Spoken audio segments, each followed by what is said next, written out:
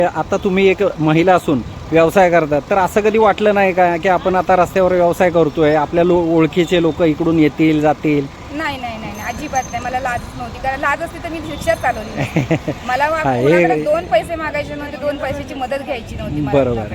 मला जे काय करायचं होतं ते माझ्या हिमतीवरच. माझ्या मुलाला एक मुलगा आहे मला. मित्रांनो नमस्कार.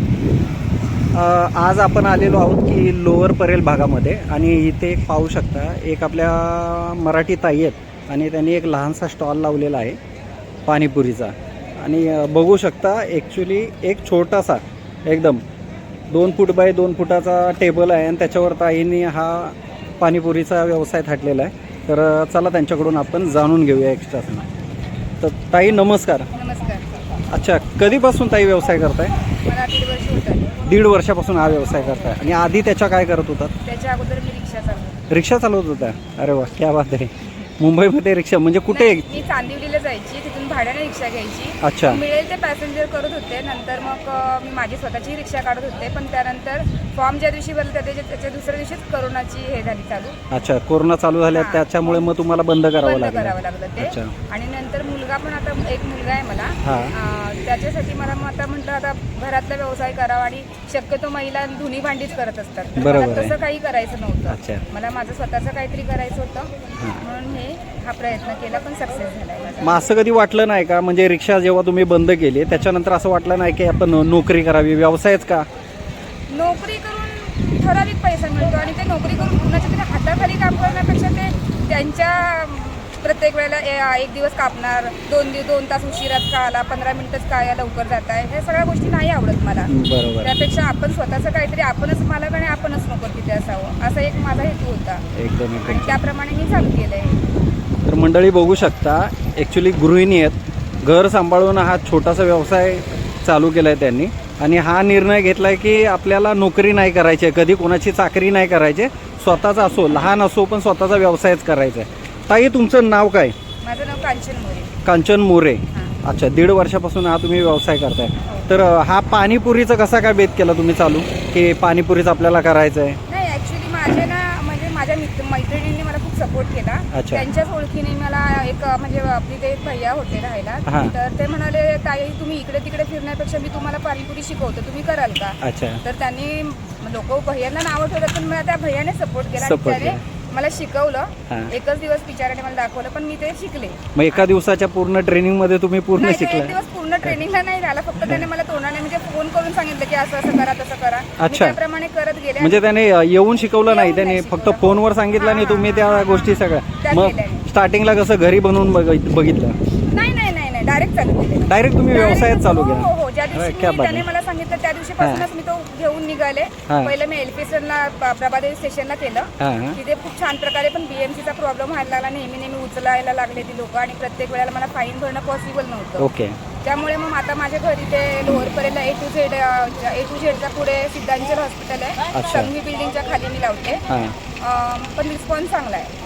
अच्छा, तर इथे आता काही इथे प्रॉब्लेम नाही आहे? इथे पण रस्त्यावरच तुम्ही लावताय? हो, रस्त्यावर लावते, पण इथे रस्ता, आता या रस्त्याचं कन्स्ट्रक्शन चालू असल्यामुळे इथे बीएमसीचा अजून तरी प्रॉब्लेम नाहीये. नेक्स्ट पुढे पाहू. म्हणजे बरेच जण सपोर्ट करतात मला, बीएमसी वाल्या लोकांनी पण सांगितलं ताई जर काही मदत लागली तर आम्हाला सांगा म्हणून. अच्छा.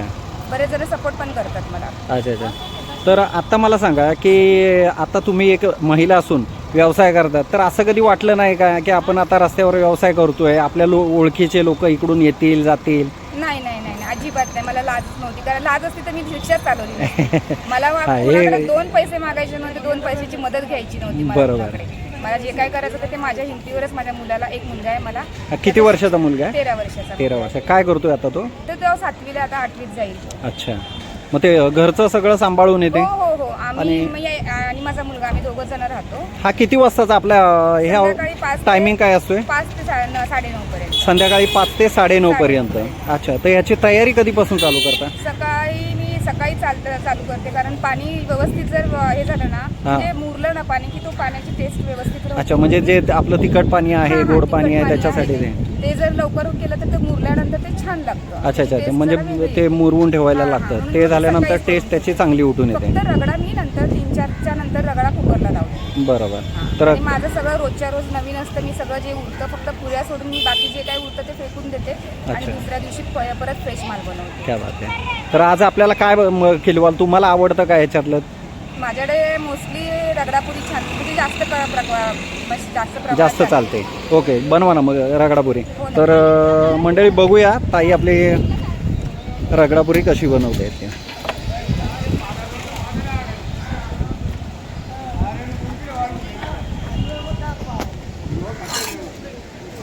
प्रत्येक प्लेटमध्ये 6 पुरी असतात. ह्या पुऱ्यांना सिंधी पुरी म्हणतात, सिंधी पुरी असं म्हणतात. त्याची टेस्ट फार छान असते. अच्छा, ह्या ऍक्च्युली कसल्या आहे?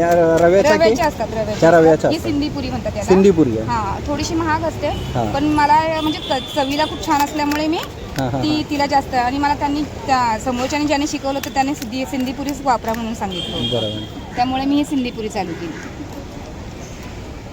मंडळी आतापर्यंत फक्त आपण भैयाचीच पाणीपुरी खाल्लेली.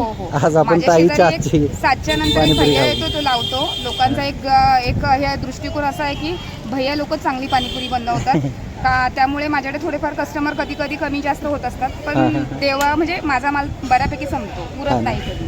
क्या बात आहे. धना पावडर आहे का? ही चाट मसाला. हाही घरीच बनवते मी. हो का? हा पण विकत आणत नाही. अरे वा. तुम्ही पाहू शकता हे सगळं फ्रेश आहे ना. सगळ्या चटण्या तुम्ही घरी बनवता? सगळं घरी.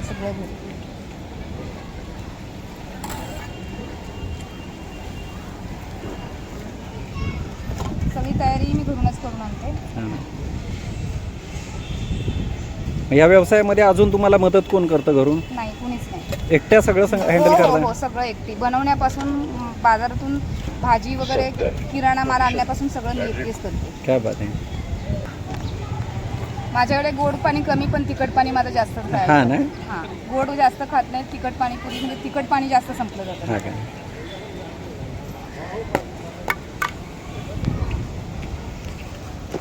मी पाहू शकता ताईने एकदम छान पद्धतीने ती सजवलेली आहे. एकदम हायजेनिक वाटतं. हो, माझ्याकडे बऱ्याच प्रकारे म्हणजे हायजीन आहे म्हणून लोक माझ्याकडे येतात. प्रश्नच नाही. भले तुम्ही रस्त्यावर करताय पण खूप स्वच्छता एकदम खूप मेंटेन केली चांगली तुम्ही. तर ही बघा ताईने केलेली डिश पूर्णतः आता तयार आहे आणि आपण टेस्ट करूया.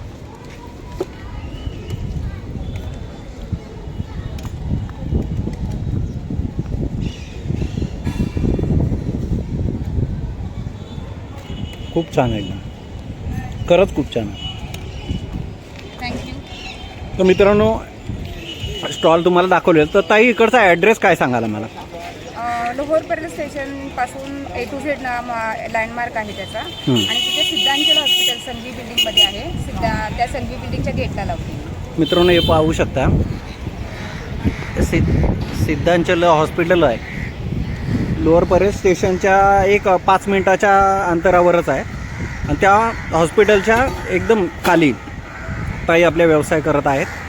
तर ताईंना चॅनलतर्फे आम्ही खूप खूप शुभेच्छा देतो की ताई असाच व्यवसाय करत राहा. आणि मराठी व्यावसायिक कोणी पण असतील त्यांना इंटरेस्ट असेल की ताईंच्या व्यवसायाबद्दल आपल्याला जाणून घ्यायचं असेल किंवा आपले चॅनलच्या थ्रू जेवढे मंडळी बघणार असतील त्यांना जर ताईंकडून काही ऑर्डर मागवायचे असेल, म्हणजे काही लहानसे प्रोग्राम असतात, बड्डे पार्टी असतात किंवा लहान लहान आपले प्रोग्राम असतात, त्याच्यासाठी जर तुम्हाला मागवायचं असेल तर ताई देऊ शकता का तुम्ही? हो, नक्की. तर तुमचा नंबर सांगा ना, मोबाईल नंबर. 9082 611 577. तर मित्रांनो, व्हिडिओ जास्तीत जास्त शेअर करा आणि आपल्या मराठी ताई आहेत त्यांना सपोर्ट करा. परळ भागामध्ये, आजूबाजूच्या भागामध्ये जेवढे आपले मित्रमंडळी राहणारे असतील, जास्तीत जास्त प्रयत्न करा की आपला मराठी व्यावसायिक आहे तो मोठा झाला पाहिजे. परपर्यंत यांना आपण खूप मोठं केलं. आत्ता वेळ आलेली आहे की आपले लहान लहान मराठी व्यावसायिक आहेत त्यांना आपण एक मोलाची साथ देऊन त्यांना आपण मोठं करायचं आहे. तर भेटूया अशाच पुन्हा एकदा व्हिडिओमध्ये लहान लहान व्यावसायिकांचं प्रमोशन करण्यासाठी. नमस्कार ताई. नमस्कार आणि अभिनंदन तुम्हाला.